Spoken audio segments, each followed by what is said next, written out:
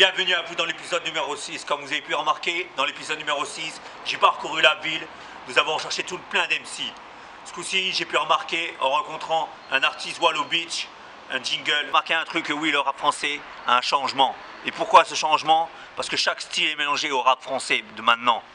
C'est pour ça que maintenant, il y aura presque plus de rappeurs, mais des artistes qui font de la musique. On les jugera par rapport à de la bonne ou mauvaise musique. En tout cas, bienvenue à vous.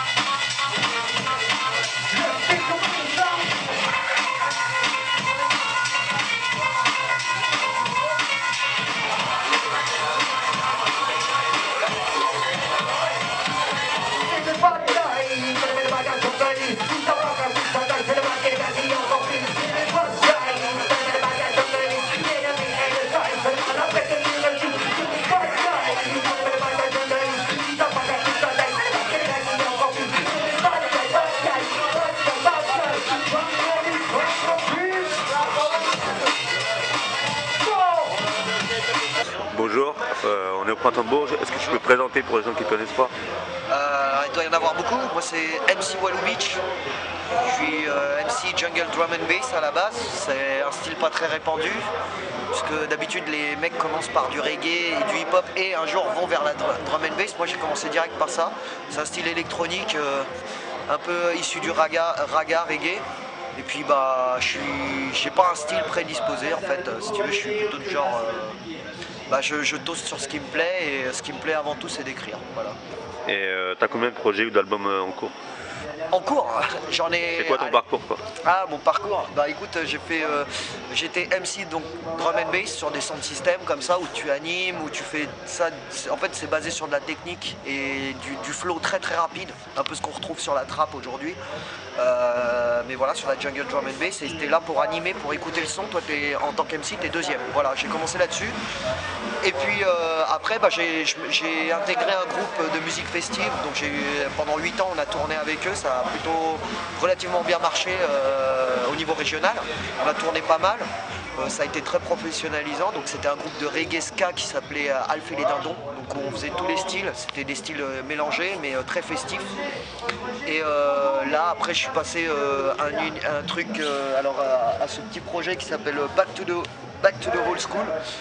C'est du son old school, voilà, avec une vibe un peu, enfin my vibe. Et les instrus sont signés Soupafou. un beatmaker d'Orléans qui est très bien dans le old school. Et puis suite à ça, en fait, j'ai fait ce petit projet-là. Et puis ensuite, je suis passé sur Wallow Beach Consortium. Donc Wallow Beach, c'est moi, et Consortium, c'est en fait, voilà, c'est un mélange de musique électro, de texte et de musique traditionnelle de mes origines, c'est-à-dire d'origine afghane, indienne. Voilà, de la musique indienne un peu, voilà, c'est pour ceux qui connaissent.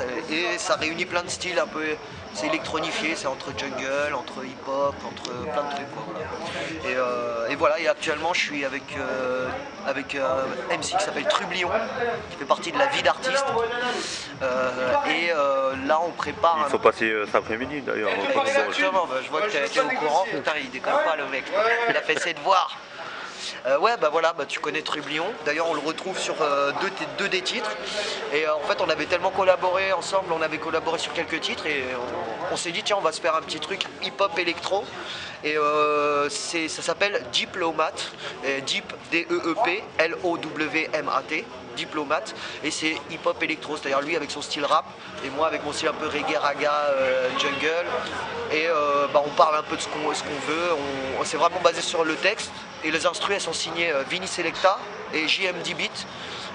JMD Beat à qui on doit aussi l'album de This Is La Peste, notamment le titre Je pète les plombs.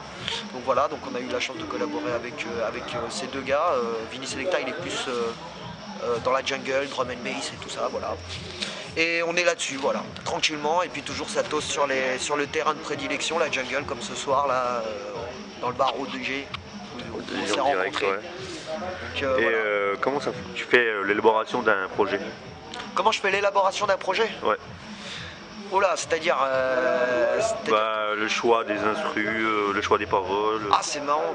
En fait, je fonctionne peut-être pas comme tout le monde. Alors, je sais que beaucoup de MC, de rappeurs ont un beatmaker qui leur propose des instrus et eux, ils les choisissent. Et après, ils écrivent dessus. Moi, je suis plutôt du genre à piocher dans plein d'instrus. Et puis écrire dessus, à faire tiens j'aime bien ça, et après je les réadapte à ma sauce en fait. Par exemple un projet, je sais pas comment franchement je peux pas te répondre parce qu'en fait ça se fait un peu comme ça en fait, c'est un peu à l'envie. Au feeling quoi. Ouais, au feeling, voilà. Et des fois je peux poser sur de l'électro. Là dernièrement on a fait un titre chanson française, pour te dire, je chante chanson française et tout. C'était un délire, guitare, 3 voix. Et le clip va sortir, ça s'appelle Tous Vénères et le groupe c'est Swan. Voilà, donc non, moi je suis vraiment un hybride en fait, si tu veux, je suis pas du tout dans un seul style, sinon je m'ennuie en fait. J'ai besoin de créer dans d'autres univers, d'avoir des nouveaux challenges, et puis des nouveaux styles à exploiter quoi. Sinon je m'emmerde en fait au bout d'un moment, je tourne en rond. Et j'aurais voulu savoir, pour toi c'est quoi l'esprit hip-hop? L'esprit hip-hop? Ah, je sais pas si. Alors, l'esprit hip-hop, je sais pas, mais en tout cas, je pourrais parler de culture hip-hop qui regroupe tout un amas d'art de rue. C'est plein d'art de rue en fait qui passe par le graphe, la danse, un état d'esprit. Déjà, ça vient de la rue, ça vient des quartiers, ça vient des enfants issus de l'immigration qui connaissent un peu le racisme, qui connaissent cette double culture. Et aujourd'hui, comme tous les styles, comme le jazz avant, comme le blues avant, comme plein de trucs, c'est en train de devenir démocratique. Ça veut dire que tout le monde peut en faire et tout le monde en fait et tout le monde se l'approprie. Est-ce que c'est une bonne chose? Est-ce que c'est une mauvaise chose? Je sais pas, mais c'est l'évolution en tout cas. Et l'esprit hip-hop, je dirais, c'est avant tout le partage, le côté très partage multiethnique, multisocial. Et puis avec un fond quand même, un fond d'écriture quoi. Il y a l'écriture surtout, ça on l'oublie. Et bonne vibe quoi, on se prend pas la tête et voilà, je sais pas quoi rajouter franchement, honnêtement. Je sais pas si je suis le mieux placé pour en parler de l'esprit hip-hop. Ouais, chacun donne son avis quoi. C'est un bon truc et c'est vrai que la France elle a joué son rôle dans le hip-hop. Et qu'elle continue, et aujourd'hui on voit que... Mais hélas après il y a le débat avec les anciens qui dit qu'ils se font déposséder d'un art qui est à eux, mais comme le jazz avant, quoi. Le jazz avant, c'était la musique des nègres qui était refusée d'un système. Et aujourd'hui, bah, maintenant, t'as que les blancs élitistes qui jurent que par ça dans des conservatoires. Je pense que le hip-hop, là, c'est en cours. Et ça va devenir pareil. C'est-à-dire que dans peu de temps, tu vas avoir des écoles de hip-hop, tu vas avoir des conservatoires de hip-hop, où ça va être des petits peigne-cul qui vont te parler de hip-hop, voilà, et qui vont dire oh, les mêmes bourges, les mêmes espèces de peigne-cul élitistes et à l'esprit bourgeois. Je parle pas de portefeuille ou de quoi que ce soit, mais à l'esprit bourgeois qui aujourd'hui disent oh, le rap, je ne supporte pas ça. Dans quelques générations, ce seront ceux qui vont se vanter et faire « Oh, mon fils est en 3e cycle de hip-hop et il écrit du rap. » Voilà, je pense que ça va être comme ça parce que c'est l'histoire qui veut ça et il y aura d'autres mouvements qui vont se créer, voilà, qui vont venir des bas-fonds. Le hip-hop, c'est avant tout un mouvement qui vient des bas-fonds, voilà. D'accord, merci pour... Et j'aurais voulu savoir comment ça se passe le printemps de Bourges alors. Bien, c'est un peu mort cette année, je trouve. C'est un peu mort, mais après, c'est de manière générale et la culture, en ce moment, elle est en train de partir en vrille. Et de toute façon, c'est mort depuis que Virgin a racheté, je crois que c'est Virgin ou Universal qui a racheté le Printemps de Bourges. Du coup, les programmations, elles sont les mêmes que dans tous les festivals, c'est-à-dire que tu as les mêmes grosses têtes d'affiches. Et heureusement, il y a des petits bars comme ça, mais les gens, comme ils ont plus d'argent et ils ont peut-être même plus l'envie et la curiosité, ben, ils vont plus aller chercher dans des petits bars des nouveaux styles, des nouveaux trucs. Mais c'est encore... Donc les gens venaient à l'O2G quoi. O2G, allez partout, allez partout. Dès que vous entendez de la musique, allez-y, voilà, allez dans les bars. Plutôt que dans les gros chapiteaux où on voit les mêmes têtes d'affiches qui tournent partout en France, même s'il y a d'excellentes choses. Mais aujourd'hui, c'est un style, c'est une élite, c'est le business des maisons de production aujourd'hui, qui est illustré là, comme dans beaucoup de festivals. Et les plus petits festivals qui osent faire jouer des petits artistes, ben, les politiques ils leur donnent plus d'argent. Pourquoi ? Parce que ça réunit autour de quelque chose qui ne se contrôle pas. Donc voilà, le but c'est d'être libre, voilà, d'être libre, d'écouter ce qu'on veut et surtout d'être curieux et ouvert d'esprit. Voilà. Et donc là, je t'ai pris entre deux dates là. Ouais. Donc, je voudrais savoir comment tu appréhendes une tournée ou une date. Alors une tournée... Est-ce que tu as déjà fait des tournées? Ouais, j'en ai fait, j'ai tourné, mais alors après on y a tourné la tournée gros label avec le tourbus et tout ça, ce que j'ai jamais fait encore, mais après tu as le truc indépendant où tu te débrouilles toi-même, tu loues toi-même parce que t'as pas forcément un tourneur.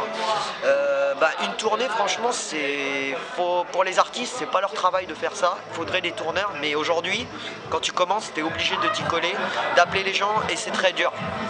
C'est très dur, mais j'appréhende une tournée généralement en serrant des dents. Parce que je sais que je vais passer mon temps à appeler 100 personnes pour peut-être avoir une réponse. Et si elle est négative, déjà si tu as une réponse, tu es content. Et si elle est positive, alors là, t'en peux plus sur les 100. Parce qu'aujourd'hui, comme je t'ai dit, c'est engorgé. Mais ouais, j'appréhende les tournées, j'appréhende ça en serrant des dents. Ouais. Et c'est plus facile de vendre quelqu'un d'autre, un autre projet, que le tien. Parce que t'as jamais l'objectivité pour ne pas prendre mal les réflexions que t'as ou les mecs qui te rabaissent ou qui ne prennent même pas le temps de te répondre. Donc faut serrer les dents, il faut y aller, c'est du réseau. C'est du réseau, faut s'ouvrir, faut aller chercher les dates, faut aller connaître du monde, faire des connexions, voilà. D'accord. Et pour ceux qui veulent te retrouver retrouver toutes tes musiques, page Facebook ou site, c'est quoi? Écoute, alors attends, je l'ai embarqué. C'est Walou Beach, W-A-L-O-O-B-E-A-C-H, MC Walou Beach, voilà. Et sinon, il y a Diplomate, un groupe avec Trublion, donc. D-E-E-B-L-O-W-M-A-T, voilà. Et voilà, c'est tout. Walou Beach, MC Walou Beach. En tout cas, je vous remercie de m'avoir donné cette parole. Il y a moyen de faire une dédicace pour Cédric de Rap de Stress. Cédric Ouais. De Rap de Stress. Rap de Stress. Rap de Stress. Rap de Stress. Rap de Stress. Ok, c'est Walou Beach MC, t'inquiète, c'est la drum, c'est la bass. Spécial dédicace à Cédric de Rap de Stress. Toujours là pour les massives. Big up. Et le mot de la fin, ce serait quoi?